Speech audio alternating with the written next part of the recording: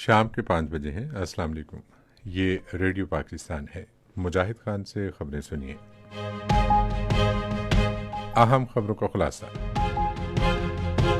نگران وزیر اعظم نے آج دبئی میں ماحولیاتی اقدام سے متعلق عالمی سربراہ اجلاس کی افتتاحی نشست میں پاکستان کی نمائندگی کی۔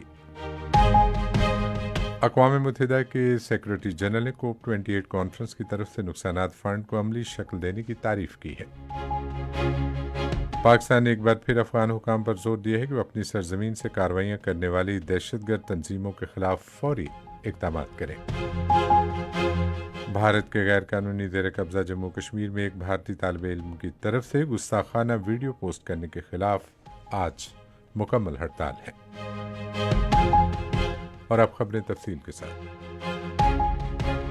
نگران وزیر اعظم انوار الحق کاکڑ نے عالمی موسمیاتی لائحہ عمل کے حوالے سے سربراہ اجلاس کی افتتاحی نشست میں شرکت کی ہے۔ اس موقع پر انہوں نے برطانوی وزیر اعظم رشی سناک اور ڈنمارک کی وزیر اعظم اسمیتے فریڈرکسن سمیت متعدد عالمی رہنماؤں سے غیر رسمی بات چیت کی۔ نگران وزیر اعظم انوار الحق کاکڑ نے دبئی میں کوپ 28 کے موقع پر شاہ برطانیہ شاہ چارلس سوئم سے بھی غیر رسمی بات چیت کی۔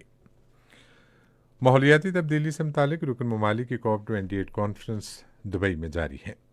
سربراہ اجلاس سے خطاب کرتے ہوئے اقوام متحدہ کے سیکرٹری جنرل اینتونیو گوتریس نے نقصانات کے بعد ازالے کے فنڈ کے فعال ہونے کے اہم اقدام کو سراہا۔ انہوں نے ترقی یافتہ ملکوں پر زور دیا کہ وہ زہریلی گیسوں کے اخراج میں بھرپور کمی کی کوششوں میں اہم کردار ادا کریں۔ انہوں نے دنیا کے لیے قائدانہ کردار اور سیاسی جرات کا مظاہرہ کرنے پر زور دیا اور کہا کہ 1.5 ڈگری حد تک کا حصول صرف اسی صورت میں ممکن ہے اگر ہم فوسل ایندھن جلانا روک دیں۔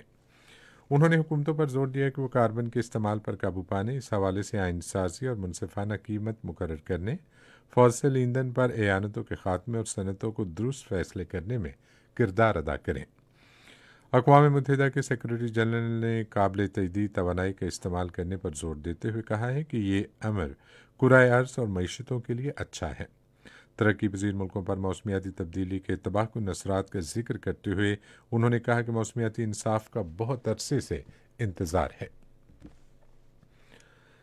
متحدہ عرب امارات کے صدر شیخ محمد بن زائد نے عالمی ماحولیاتی مسائل کے حل کے لیے 30 ارب ڈالرز پر مشتمل فنڈز قائم کرنے کا اعلان کیا ہے۔ انہوں نے کہا کہ یہ فنڈ خصوصی طور پر موسمیاتی تبدیلی کے مالیاتی فرق کو دور کرنے کے لیے تشکیل دیا گیا ہے تاکہ اس کی دستیابی، رسائی اور معقولیت کو یقینی بنایا جا سکے۔ انہوں نے کہا کہ اس کا اہم مقصد 2030 تک 250 ارب ڈالرز کی سرمایہ کاری کو ممکن بنانا ہے۔ پاکستان نے ایک بار پھر افغان حکام سے کہا ہے کہ وہ اپنی سرزمین سے کارروائیاں کرنے والے دہشت گرد تنظیموں کے خلاف فوری اور مؤثر اقدامات کریں۔ دفتر خارجہ کی ترجمان ممتاز زہرہ بلوچ نے آج اسلام آباد میں ہفتہ وار نیوز بریفنگ میں افغانستان میں دہشت گردوں کے محفوظ ٹھکانوں کی موجودگی پر تشویش کا اظہار کیا۔ ترجمان نے کہا کہ پاکستان افغانستان کے ساتھ پرامن اور دوستانہ تعلقات چاہتا ہے۔ انہوں نے کہا کہ پاکستان نے عالمی سطح پر اس بات کی حمایت کی ہے کہ افغانستان کو انسانی بنیاد پر امداد کی فراہمی جاری رہنی چاہیے۔ ایک سوال کے جواب میں ممتاز زہرہ بلوچ نے کہا کہ پاکستان نے چین پاکستان اقتصادی راہداری کے تحت منصوبوں اور ان پر کام کرنے والے کارکنوں کے تحفظ کا پختہ عزم کر رکھا ہے۔ غیر قانونی طور پر بھارت کے زیر قبضہ جموں کشمیر کی صورتحال پر تشویش کا اظہار کرتے ہوئے ترجمان نے بھارت پر زور دیا کہ وہ مقبوضہ کشمیر میں کالے قوانین کا خاتمہ کرے اور اختلاف رائے رکھنے والوں کو دبانے کے لیے دہشت گردی کی آڑ لینا بند کرے۔ ترجمان نے غزہ میں پائیدار اور مستقل جنگ بندی کا مطالبہ دہرایا تاکہ فوری طور پر بڑی مقدار میں انسانی بنیادوں پر امداد فراہم کی جا سکے۔ مغربی کنارے میں اسرائیل کی بڑھتی ہوئی جارحیت پر گہری تشویش کا اظہار کرتے ہوئے انہوں نے کہا کہ عالمی برادری فلسطینیوں کے خلاف اسرائیل کی دہشت گردی کی مہم کے خاتمے کے لیے فوری اور فیصلہ کن اقدامات کرے۔ انہوں نے کہا کہ پاکستان مقبوضہ فلسطین میں ہونے والے جنگی جرائم کے مکمل احتساب پر زور دیتا ہے۔ مشرق وسطیٰ میں موجودہ بحری صورتحال کے پیش نظر پاک بحریہ کا بحری جہاز PNS تغرل کو تعینات کیا گیا ہے تاکہ پاکستانی بندرگاہوں پر آنے اور یہاں سے جانے والے تجارتی بحری جہازوں کے تحفظ اور سیکیورٹی کو یقینی بنایا جائے۔ پاک بحریہ کے ترجمان کے مطابق پاکستان کی بحری افواج گہرے سمندر میں جہازوں کی آزادانہ آمد و رفت کو یقینی، سمندر میں بین الاقوامی مواصلاتی روابط کو محفوظ بنانے اور سمندر کے راستے تجارت اور قومی بحری مفادات کے تحفظ کے لیے پرعزم ہے۔